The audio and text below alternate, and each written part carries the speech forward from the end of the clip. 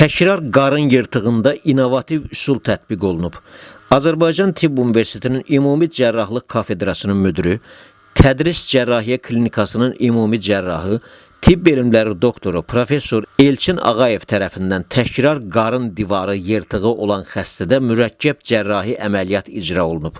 Həkimin sözlərinə görə 49 yaşlı xəstə 10 il əvvəl qarın divarının alt hissəsinin yırtığı səbəbilə əməliyyat olunub, lakin sonradan residiv, yəni təkrar yaranma baş verib. 3 il əvvəl ikinci dəfə cərrahi müdaxilə həyata keçirilib və bu zaman intraperitoneal alloplastik tor yerləşdirilib. Buna baxmayaraq xəstədə yenidən residiv müşahidə olunub.